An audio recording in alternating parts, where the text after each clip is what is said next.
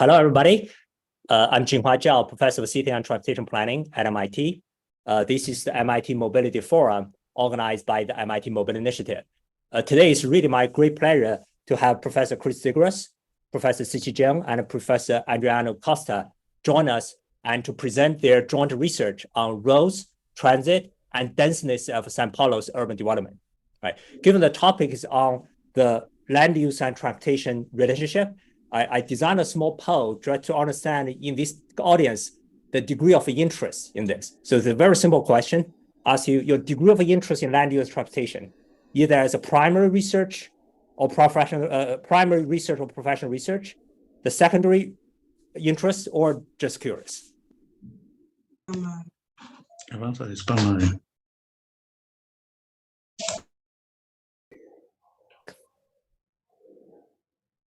Okay, I'll give 5 more seconds. Wow. Okay, 115 people participated. Okay, I'll end the poll now and share the result. Okay, so Chris Zegras, Cici, and Adriano hope this is useful. 37 see this as a primary interest, 27 secondary, and another third just curious. So second one, I'd like to invite everybody in the audience to type into the chat your city, country, and organization, right? So I want you again know a little bit more about the audience pool here. So I would say Cambridge, USA, MIT. If you come from São Paulo or Brazil, please actively participate. I hope there's some audience come from part. Let's see.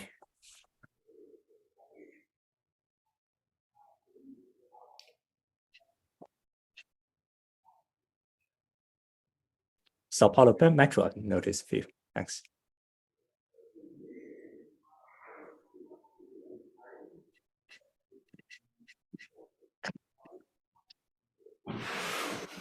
Great, yeah. So before I formally introduce the 3 speakers, I want to mention the norm of this forum, right? Which is everybody contribute one idea, right? As an audience, given you choose to spend 1 hour here, please participate. You can put in the chat either a comments to the presentation or a question to the presentation. Right. Secondly, again, please turn on your video as much as you can so that we have interaction more. All right, so let me introduce the speaker. The first, Professor Zegras is a professor of transportation and urban planning at MIT. He's the head of the Department of Urban Studies and Planning, where he teaches integrated land use transportation planning, transportation finance, and field-based and client-based workshops. He led the Future Urban Mobility Research Group sponsored by Singapore MIT Alliance for Research and Technology, also led the Transportation System Program under the MIT Portugal Program. His research spans 3 interlinked areas in the metropolitan mobility planning, including human behavior research, digitization of education, and strategic planning.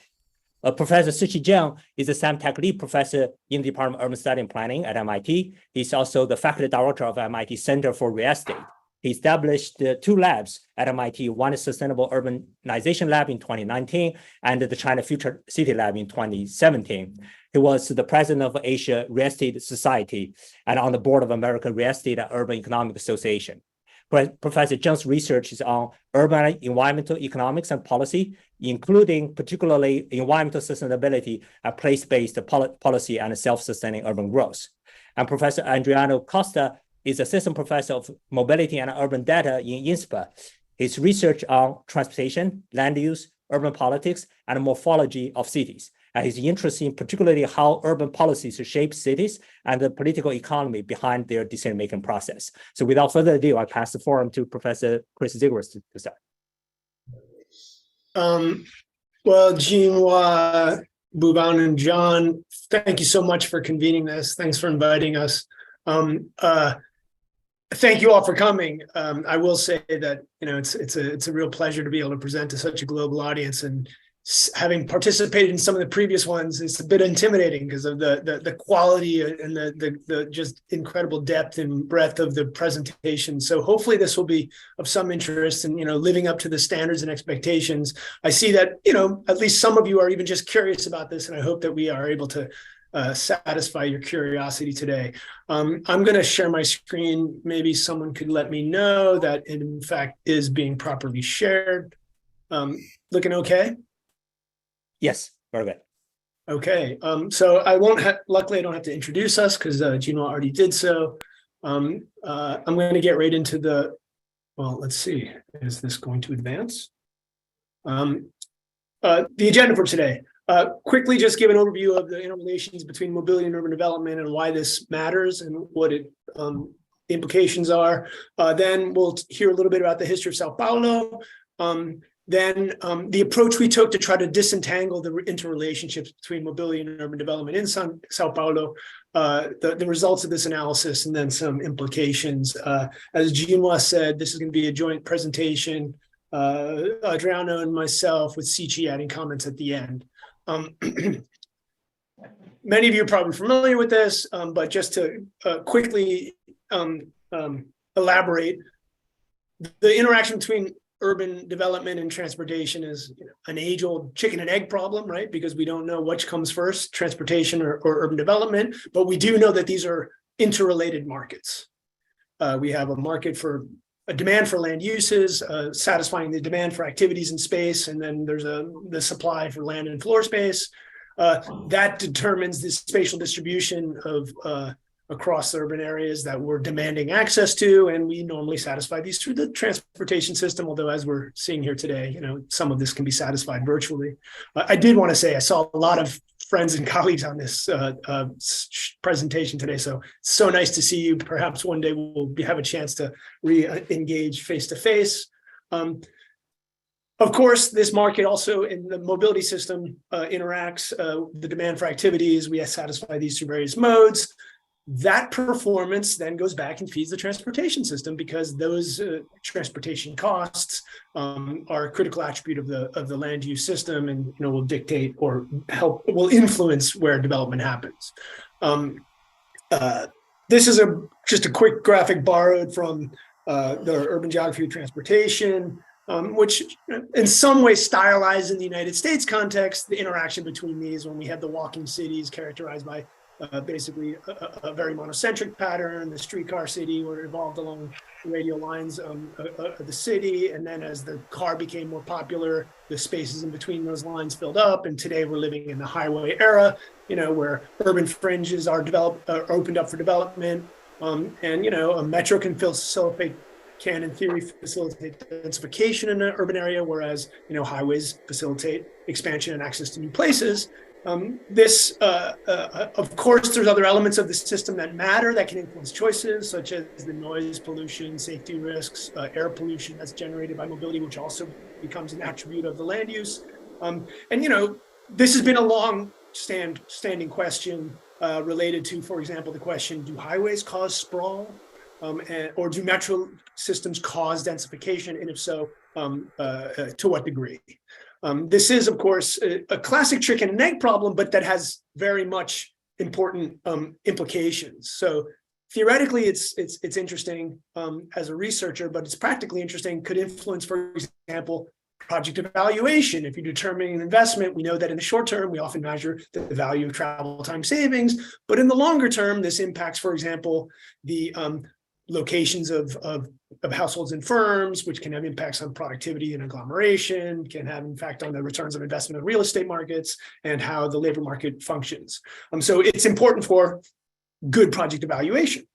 It's also important for the forms of city that we all experience. This is just an image of a metro line in Mexico City, where you can kind of see, well, is this line being capitalized on? Why or why not? And how is this might influence the urban development patterns of that sprawl in metropolis. For those of us that are concerned about greenhouse gas emissions, we also know that this can matter because if you borrow from the lately Shipper's as-if framework, we know that the form of a city influences the overall activities we undertake and where, because of the distribution of origins and destinations, how attractive different modes are, even how efficiently we might use those modes. So urban form, in fact, does matter. And so understanding these relationships matters as well for how the city might perform. as I suggested early on, analytically, this is challenging to actually disentangle because of what we might call simultaneity, endogeneity, the fact that we don't know, these actually work in concert. Investment can lead to new development. New development can cause demands for new investment in transport infrastructures. This has been analyzed in various ways over time. Classic studies or pre-post studies looking at an investment, place before and after. This has historically been measured by land prices, which are an indicator for development demand, although not necessarily manifesting it. There's an approach that's called Granger models, which are not necessarily, they can historically test which came first, the urban development or transportation infrastructure, but don't actually get to resolving the endogeneity problem. This work has been done in places like looking at the New York subway, looking at streetcar development in Minneapolis, St. Paul, London's rail development, and in fact, Adriano, I, and a professor, Ciro Biederman from Sao Paulo as well, looked at this, used this method to look at roads and urbanization in Sao Paulo. And then finally, there's the instrumental variable approach for those that are more well-versed in econometrics. Will be familiar with this. One of the classic studies in the United States looked at a large number of cities in the U.S. using an innovative instrumental variable approach to look at the role that highways played in inducing urban development in the United States. That study indicated, highways decentralized population by about 18%. And Baumsnow and others took a somewhat similar approach to examine this phenomena in the Chinese urban context. So in our case that you're going to learn a little bit more about today, we take an instrumental variable approach. You'll learn more about the innovation, the idiosyncrasies of Sao Paulo that allowed us to use the instrumental variable approach. As far as we know, it's the first known study to undertake this in the Latin American context, and purely within a city context, because the other ones that I suggested were looking at multiple cities across a national landscape.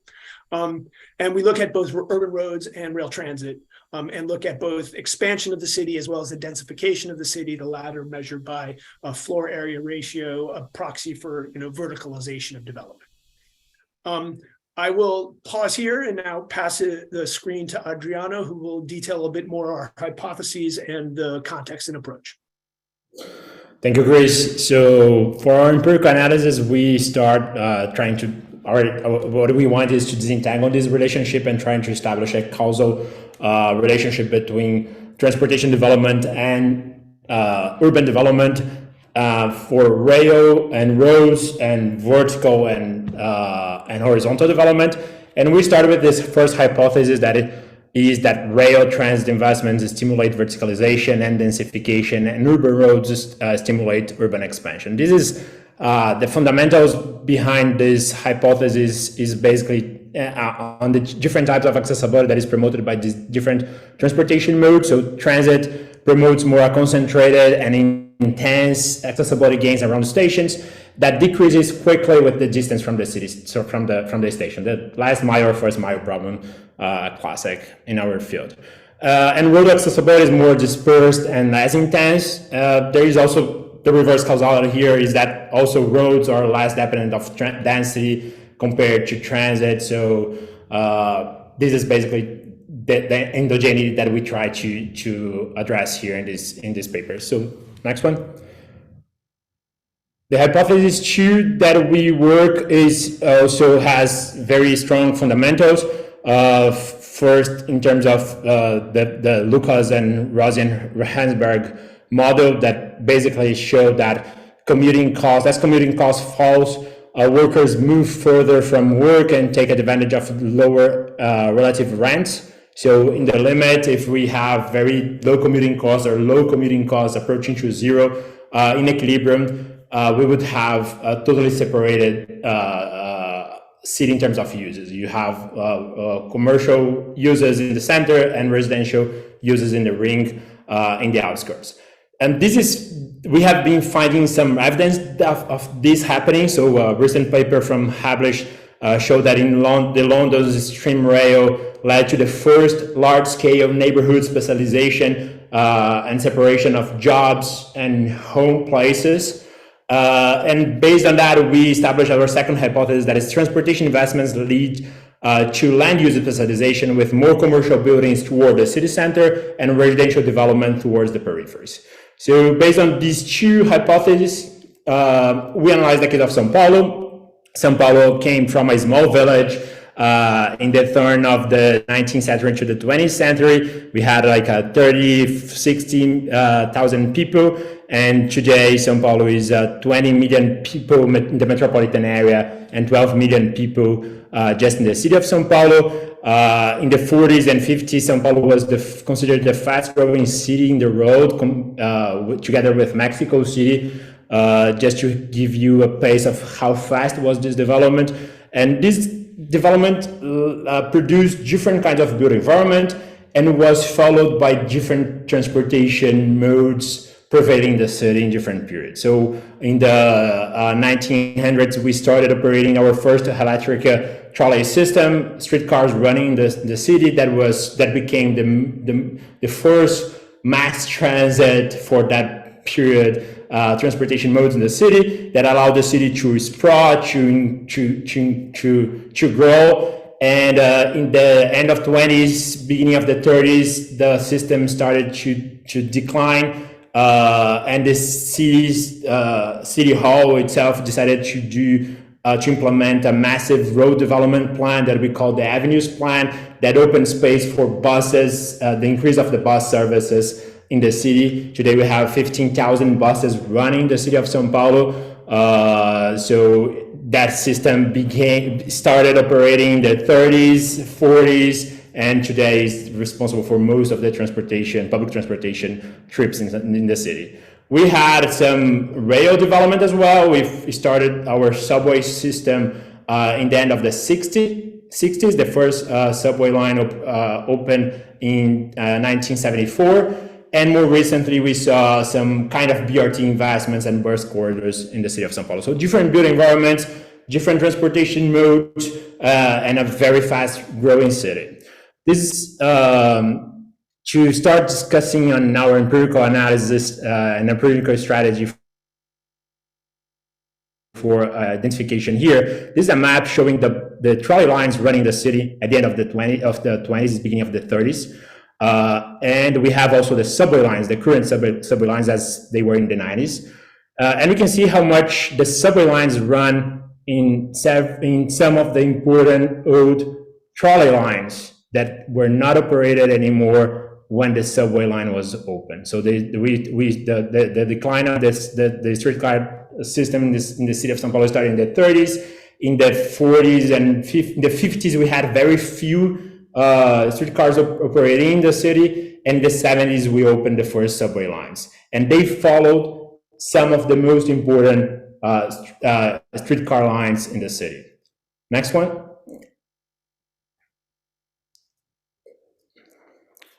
Chris, did you change the slide? I don't see it.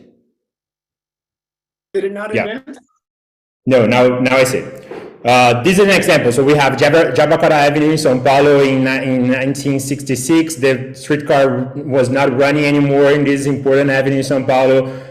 In the 70s, we have the subway construction crossing this avenue in a cut and cover system. And we use the old trolley lines that were abandoned and that was later substituted by some of the subway lines as a first source of exogeneity for our instrument approach. A second instrument that we used was also based on a particular transportation development way that we implemented in São Paulo. That is the Avenues Plan that I briefly mentioned, but was a road development plan that was implemented for the 30s and up to the 80s. It basically, next one, it has used a strategy to find spaces to open new avenues and arterial roads in the city along the riverways. So several rivers were canalized and their beds and their ways used to implement avenues in the bottom valleys. We call bottom valleys avenues. So these two pictures show here that a river being canalized to open space for big avenues crossing the city. Next one. this map here, there is a little delay. I don't see the next one. But the next one is a map showing the Rio Tamanduateí that used to run where today we have an important avenue, the Avenida do Estado. Next one. Another river that runs in the central part of the city that was used to open space for an important avenue in São Paulo that today is the 9 de Julho Avenue, and sometimes these rivers that are running underground show up when we have an important storm in the city. So this was used very much throughout the transportation development in São Paulo, the road transportation development, and we use the riverways, the old riverways, as also a source of exogeneity to implement our instrumental variable approach. So we basically here have two instruments that are the riverways and the abandoned trolley lines, instrumenting for road development and transit development in the city. So in terms of data, we use data on urban development in the city. Well, first, the urban sprawl, we got the urban footprint of the city in selected years from digital cartography of old maps in the city up to the 70s, and from the 70s until now, we had remote sensing analysis. And for the construction density, we have the number of high buildings with more than 3 floors, and where they were implemented in the city and when they were built throughout São Paulo's history. Next one. I don't see it. Next one. So in terms of transportation data, we have our arterial road network. So the length of the arterial road network, the local length of the arterial road network, and the high and medium capacity transit. And all these data were aggregated in a grid level. So we divided the city in a grid with cells of 2 kilometers by 2 kilometers, and this is our unit of analysis, and all these 4 variables we're using the model. Next one. I apologize. The PowerPoint just crashed. Maybe I can share. No, I put it back. Can you see it again? I don't know why it just crashed. It's I can see. Yeah. So these are our 4 variables. The variable for horizontal development is the urbanization rate in the cell I. So basically the percentage of the cell that is urbanized in different periods. The vertical development is the FAR of buildings with more than 3 floors in a cell I. The transportation development variables are the network length of the road system in the cell I, and the rail transit network length in the cell I is our rail transportation development variable. Next one. And we basically implemented a long difference instrumental variable approach for the period between 1947 up to 1997. Basically, we run here urbanization, the urban rate, that is our horizontal development variable, and FAR, our vertical development variable, as our variable of interest in 2 equations as a function of the development of the road network, the rail network throughout this 50-year period, the urbanization rate and FAR baseline values, the distance from the CBD, the age of the buildings, zoning restrictions, and natural restrictions like dams or rivers that would not allow to build there. So this is our percentage of the cells with zoning or natural restrictions. So important is not in the equation, but for we have included both the abandoned streetcar lines length and the length of of riverways as an instrument in both equations.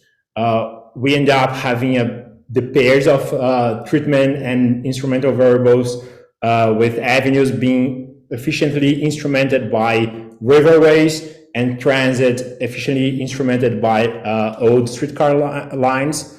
We have run first stage regressions and several diagnostic tests and they have performed pretty well. So these are our average results.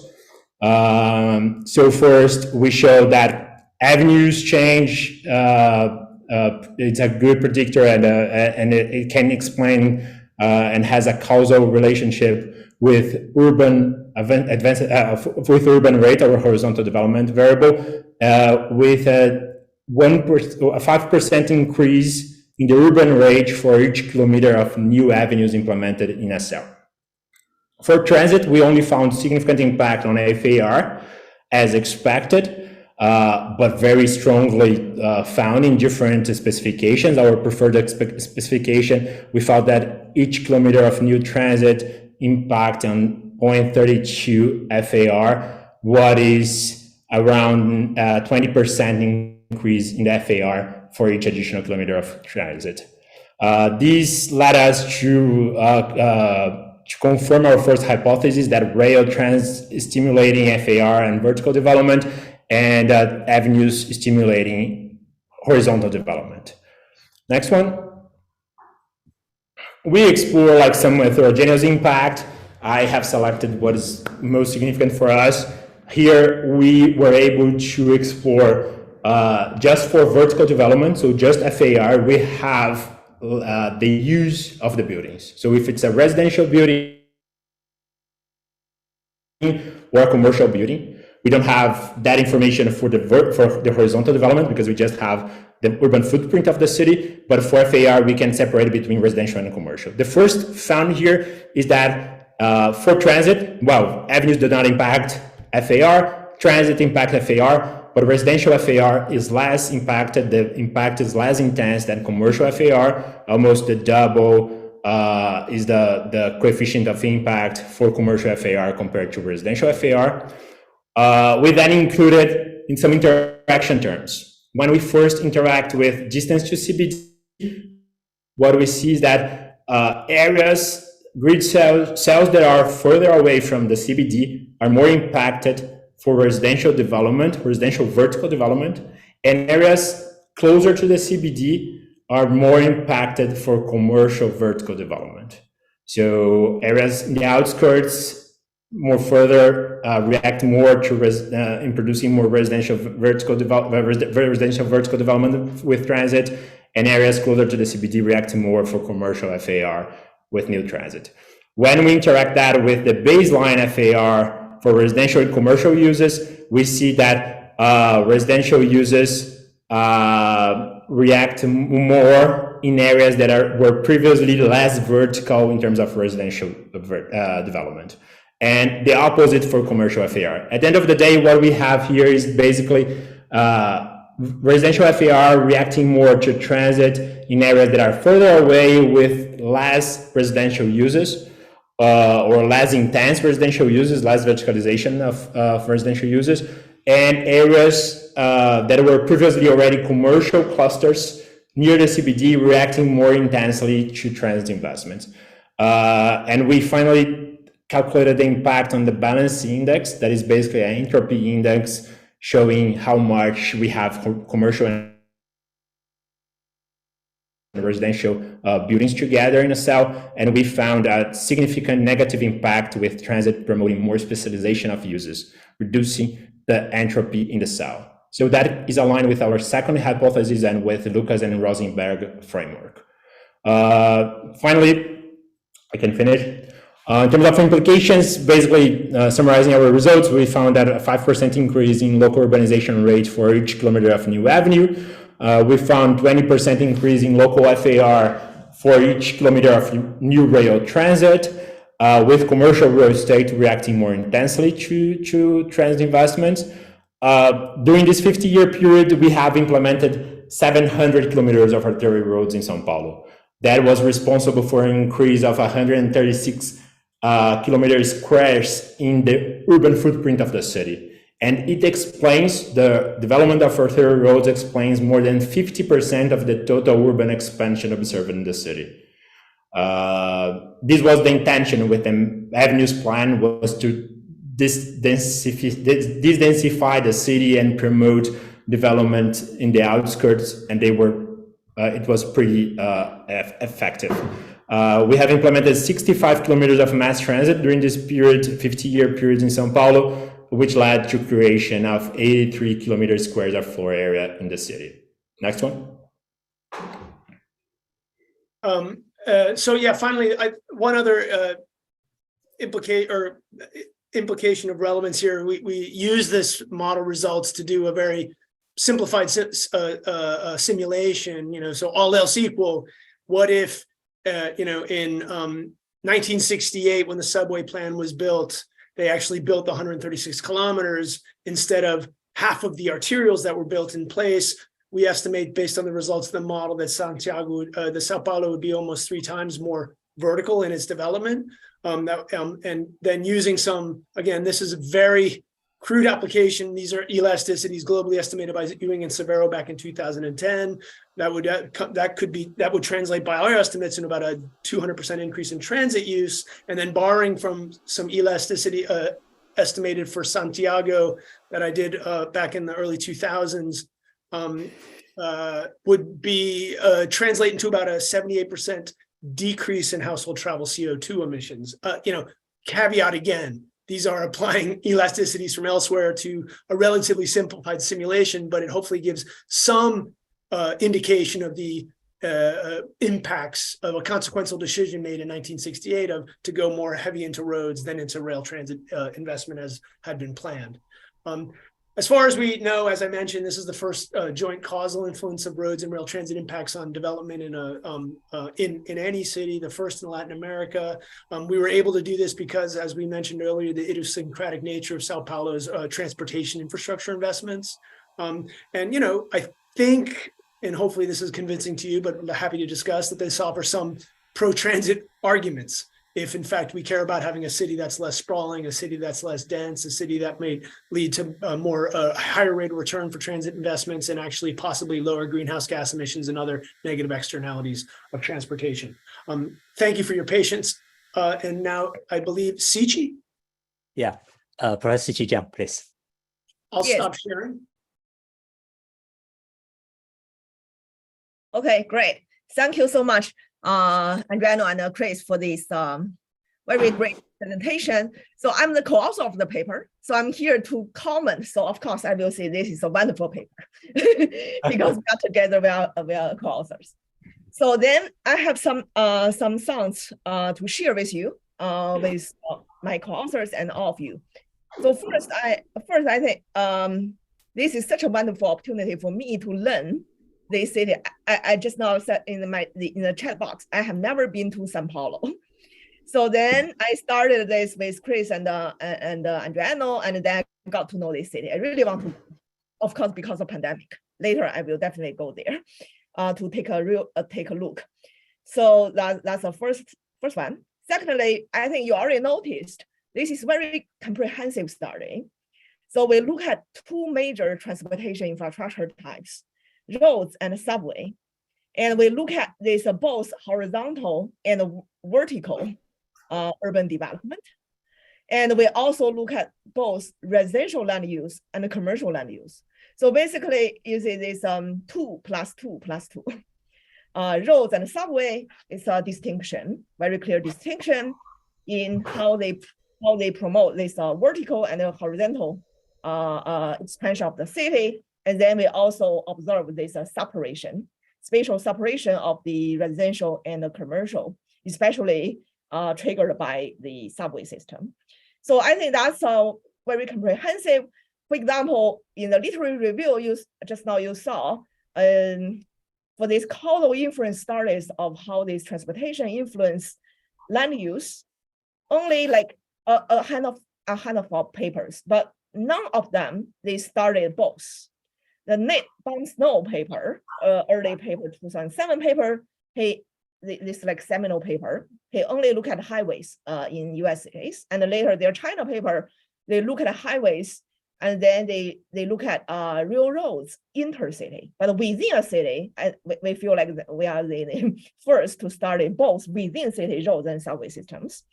So that, and then the third thing I want to say is thanks to Adriano and Chris, these local connections and the data work, we got this long time span, 50 years to study. As you know, that transportation, like travel behavior is short run, but land use change, always we need medium run and the long run. So there's 50 years, this is really great for us to really track this long-term land use change, and then we can find these patterns. And especially São Paulo is so that's of course because my two co-authors have the local knowledge. That's why we can find these two IVs. The two instrumental variables are so important.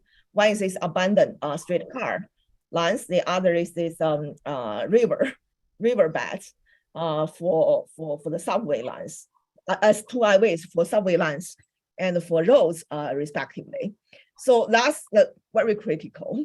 If we don't have the local, if we didn't have the local knowledge, it's so hard to find the IVs to achieve this causality analysis. Finally, I already saw some comments in the chat box. So I think for the future, this is our current paper. For the future, our research agenda, we work together. One is how to extend this work to other cities. Then if we only do São Paulo, of course, good. It's an interesting story, but we cannot really tell whether what we observe is unique for São Paulo or can be generalized into other cities, especially those undergoing very fast urbanization and expansion on both dimensions. And then that, of course, depends on data, depends on whether we can have really local knowledge to find IVs. So I feel like that's very important. So we collaborate, and you come from all the cities, Xinhua, just the poll. And another thing I want to mention is Chris just showed the last two slides.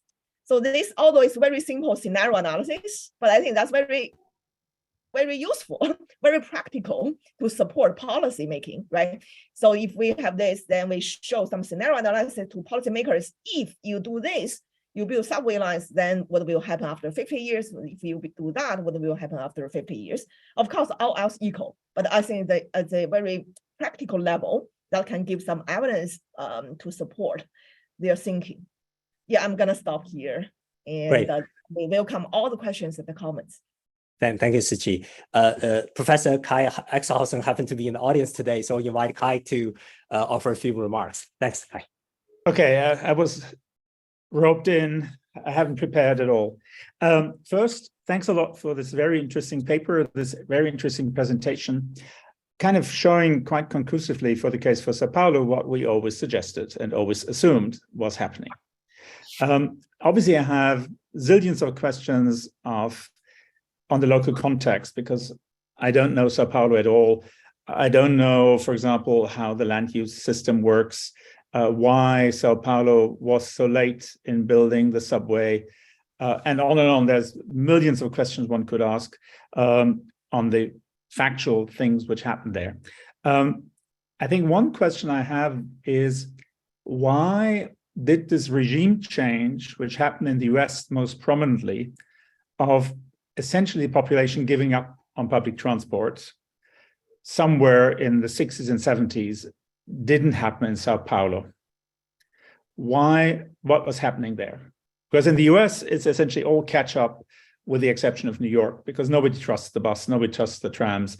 So everybody still invests in the car, in contrast to places like Zurich, where people are still relying on the railway and the local public transport system. So why did this regime change not happen in Sao Paulo, at least looking at your results? So that is one question I have. And then the main question which arises now is, in 2050, we have to be at net zero. What is Sao Paulo going to do? Is it going to build more motorways? Is it going to build more railways and undergrounds now on the nice motorway corridors, which are there to be rebuilt? What's it going to do? And then a third question I have, which came up by this kind of off-the-cuff comment by Zheng at the very start, what is the role actually of the virtual in the spatial development? We just take it for granted, and that we have at least the mail, which is the first virtual system we had. What impact did it have in terms of the quality of that system on spatial development. And now today, what's the internet gonna do, which is kind of the most extreme virtual system, how will that change further development? And I think that raises an interesting question that would require us to have even longer time series to really check that impact. But I think it would be interesting to hear from you what you think about that. Perfect. Thank you, Kai. Chris, Adriana, Sichi, go ahead. So I can start with more like about São Paulo, and then Sichi and Chris can comment. So in terms of the new regime that Kai mentioned, I think that first of all, we have to, one thing that I mentioned is about how fast São Paulo has grown. So London took 220 years to come from a city of 1 million people to an 8 million people city. New York did the same in 110 years. São Paulo did that in 50 years. So it was a very fast growing city, and we have to accommodate that people. And a lot of migration for northeastern part of the country was coming to São Paulo, and they have to find a place to home, and they were poor. So we have to put in context two things here. São Paulo has grown very fast, and São Paulo is a poor city, very unequal city. So people could not buy a car. So we have done road development that has certainly stimulated the use of cars, the auto ownership, of course, but we saw more recently, I mean after the 80s, a really increasing motorization in São Paulo. So basically the road development was for the use of cars as well, but mostly used for bus expansion, for the expansion of the bus services. So if we see the first mode share in São Paulo was done, the mode share survey, the origin destination survey was done in 68 in São Paulo. And we saw in the 68 how much the bus system was important for the poorest families. So we see that for the 50% poorest in São Paulo, they were using, they relied for more than 70% of their trips were done by bus. So, and then we have come into a regime more like about the use of car after the 80s, and after 2000s, we saw a huge increase in the number of cars. We have triplicated the number of cars in the city of São Paulo in the last 25 years. And for the subway, the first plans to implement a subway system was done by the company that run the streetcar system. So they first proposed to implement a first strat of the subway system in the 20s. And there was the paper that I wrote with Chris and Ciro Biederman. We explored this moment in the 20s when you have the plan to update the streetcar system and implement the first subway stretch in the city that was competing with the Avenues plan. At the end of the day, Avenues plan won the fight for the plan, for the agenda, for the transportation agenda, and it dominated the transportation agenda and investments for 50 years. So this is important, and we have to also take into account that still today the public transportation is responsible for 1/3 of the trips in the city. So we are seeing these decreasing slowly in the city, but our fight is to not lose passengers. I think that the U.S. context, your fight is to bring passengers to the transit system. We are losing passengers. We still rely on a huge transit mode share use, but it has been declining with motorization. In terms of carbon, I don't hear you, Kai. Are you? Oh, you are muted. I just want to say 30% is obviously great by US standards, but internationally for a big city is not really all that great. No, it's not. Compared to European context, is or not. Singapore or Japan. Yeah, for sure. But still, we are fighting to keep these passengers in the system. We have been seeing the decrease of this share constantly in the last 2 decades, 3 decades, and more. In terms of carbon zero, I don't have an answer for that. I don't say that we have a clear plan to get carbon zero in 2015. We see just like isolated projects popping up, but I don't have a clear answer for that. In terms of vertical development, I will lead that to Sichi and Chris to comment more. But from a transportation planning, we want to not only show how much implementing more transportation investments is important, and the new master plan in São Paulo put really the transportation system in the central whole to define the zoning categories in the city, and we have implemented a kind of trans-oriented zoning in São Paulo, allowing more densification in areas that are already very well accessible. And one thing that I saw a lot of people commenting here in the chat is about the zoning control there. After this paper, what we are now trying to explore is also how much we can promote accessibility by zoning changes. We saw that zoning plays an important role in allowing densification that are not around the stations. And we are now putting more focus on the zoning and how much integrating that with transportation can promote more accessibility. Jim, I'll say one thing, but there's so many questions in the chat. I want to give others a chance. Kai, those are great points and questions. I just wanted to say or if I heard you correctly, the fact that a city like Sao Paulo has these big corridors, Mexico City is similar with respect to carbon zero, that does offer kind of a raw resource base if there's political will to repurpose, right? And repurpose those for zero emissions corridors would be and active mobility corridors would be, a bold and important step. Also, because it thus reduces the embedded energy and embedded carbon that is implied in any massive new infrastructure development. With respect to the remote question, right? I mean, I think we're all interested in this, and I think we don't quite know. The most recent experience is still too nascent. But I will say, the question I think with the remote world is, okay, at what point will much of the work from home and other interactivities actually further increase the value of the tacit knowledge face-to-face exchange and thus have a premium for some degree of proximity still? I think that's an open question, in part because we don't know where this technology is going and whether it will be good at replicating what we still get by bumping into each other in our respective places. But I will end there. I'm not sure, Sichi, you want to say something? Yes, I just want to add one point. I want to say I resonate with Chris just now, the point on the remote working. So that will be like in person, and the remote will be complementarity.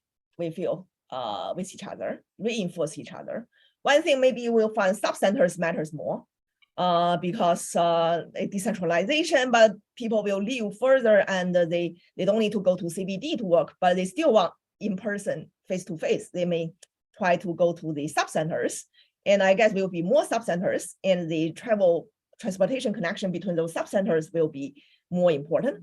The other thing is there will be a blurry boundary between within city and across cities.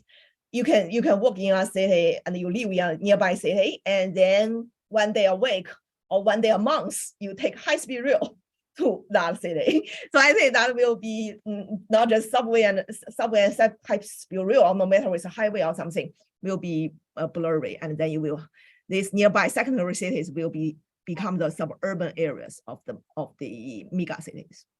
Great, thank you, Sichi. Thanks, Kai, for all the very nice laid out question, and Chris and Joanna, Sichi response. I'll ask two quick ones and then pass to John for the audience.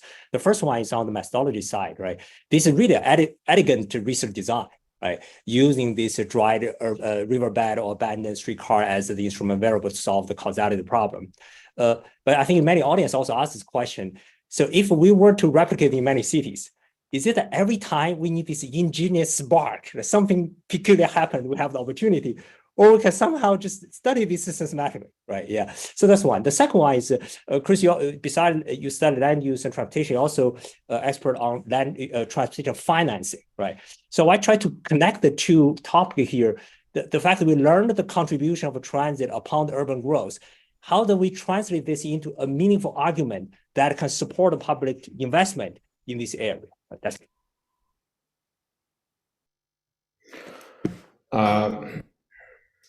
Please, can you No, start? go ahead, Adriano. No, I was just commenting the first question for Jinhua. Yeah, for this was such a specific kind of transportation development in São Paulo. I see that happening for the roads, for the avenues being implemented along the riverways. We see that in other cities. The thing is for São Paulo, that was done systematically as a strategy of a road development plan. So that's why we can take advantage of that. But I think that in the research, we have to choose between, not to choose exactly, it's not exactly trade-off, but sometimes it is posed as that between external validity and internal validity. Cici and I had just published a paper that we compared Santiago, São Paulo, Barcelona, and Singapore to really explore how much we can generalize some results, and we gained that external validity for our results. So it's valid for different contexts. But we lose internal validity. We had to use like a difference in difference, so we could not really be so strongly built in terms of identification. But we were interested in exploring external validity. For this paper, we are very strong in internal validity, but yeah, for sure, to implement that in other cities with such a good instrument, we'd have to have such specific scenarios and cases that would be difficult to implement in a similar way in other contexts. Jim, I'll quickly try to respond to your question, which I think is a great one. So I think there's two elements of it that are important. The Laird and Van Albel's framework I laid out at the beginning, right? So this clearly has implications for project evaluation in the context of wider economic benefits. But getting from here to there is like still requires, okay, well, what are the productivity gains or losses due to the densification or expansion? So that requires, another depth of analysis that we don't have here. With respect to the financing, I think it also matters, because if we can show how this is affecting the attractiveness of land, then in theory, and this lends support to the idea of value capture for the various types of infrastructure, whether it be roadways or railways. I would always insist that this needs to be done a priori, ex ante, because it's otherwise you're going to tax people later. Why are you taxing me? Like it seems unjust. But if you have a well-designed finance system where part of it is, we're going to be building this and you're going to be contributing to this because it's going to be a windfall gain to you. So, but, and once more, our analysis, at least in the Sao Paulo case, lends some support to such an argument. Although I will emphasize, we're not looking at prices, we're only looking at development. Again, there's a step that's required between the two. Thank you, Chris. John, for audience question. Yes. Super active chat today, as always. There's a couple of clarifying questions on São Paulo, but I think in the interest of time, I'm going to skip those and go to some of the more content-oriented questions. So Pamela Tang had an interesting question, which is, what is the radius of a transit station's impact? At what distance from a transit station will densification start to diminish? Wondering if there's any thoughts on that generally or from this study. Okay, so we didn't work with a buffer around the stations, what is very common to be used in empirical analysis. What we have done is tried to explore smaller grid cells. So we have explored the 0.5 kilometer, 1 kilometer, and 2 kilometer grid cells, and we have explored also the impact on neighborhood cells. And what we see is that as we get smaller cells, we have more impact in the neighborhood cells and the local cells. And we end up getting these 2 kilometer grid cells that are basically that captures most of the local impact. So I would say that the 2 kilometers would be our buffer, even though we have not used a buffer strategy that is very common in empirical literature. And if we reduce as I said, for smaller grid cells, we have more impact not only in the local but in the neighborhood cells as well. Chris, did you have anything to add? Yeah, I was going to just add. Thanks, John. Just too quick. Like one, context matters, right? So Adriano answered that. We can't actually answer that here, but other analysis shows that, for example, the physical characteristics of the station area impact that. Sure. highly walkable places with, lots of connectivity to the station will have a different impact as opposed to one that's kind of in the middle of a suburban wasteland. And that's a challenge to retrofit. The other is it's the evidence that I've seen is, in fact, it depends on the decay function, how attractive it is in general to walk there and how people's willingness to walk is reflected. And that's an empirical question. Again, depends on context, culture, meteorology, et cetera, et cetera. But that's specifically to the price effects, which again is a proxy. Yep, absolutely. Okay, so one more question here. So Spencer McDonald had a question, which is about the how are we factoring the costs related to externalities? And actually, this is very relevant because we have Kara Kokelman from University of Texas coming to this forum next week.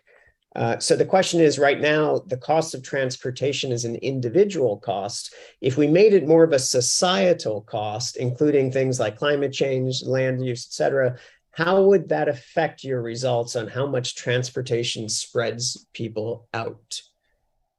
Any thoughts on that? So it's a hypothetical question, but if the cost, the true cost, including these negative externalities, were borne more by individuals, would you speculate that might change your findings? Well, we didn't do cost-benefit analysis, like social cost-benefit analysis. We tried to bring a sense of that when we show how much our results would have implications in terms of emissions and transit use.